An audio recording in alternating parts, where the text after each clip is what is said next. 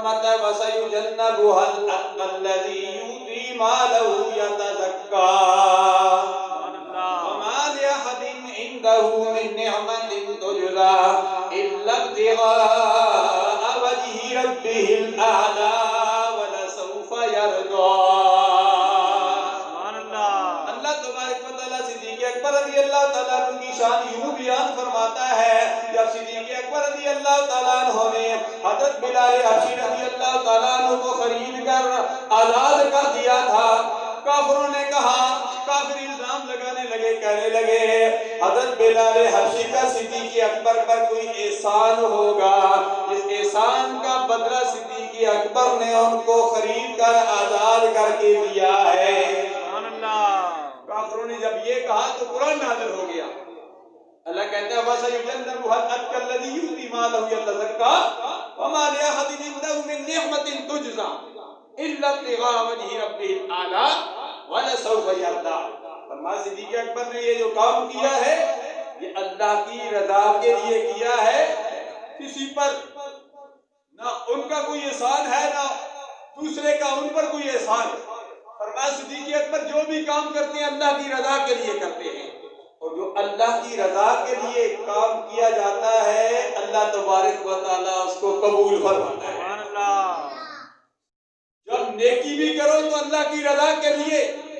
ہمیں تو پیر و مرشد خواجہ صوفی فقیر محمد نقیب اللہ شاہ صاحب علیہ رحمت نے یہ درس دیا، فرمایا عبادت کرو، ریاضت کرو، ذکر کرو تو اس نیت سے نہ کرو کہ مجھے جنت ملے گی، اس نیت سے کرو کہ مجھے رب ذوالجلال مل جائے گا، رب راضی ہو جائے گا۔ جب رب راضی ہو جائے گا تو تمہیں جنت بھی مل جائے گی۔ جنت کے حصول کے لیے نہ کرو، اللہ کی رضا کے لیے کرو۔ صدیق اکبر نے بھی اللہ کی رضا کے لیے کیا، جب اللہ کی رضا کے لیے یہ عمل کیا تو اللہ تبارک و تعالیٰ نے دنیا ہی میں جنت دے دی۔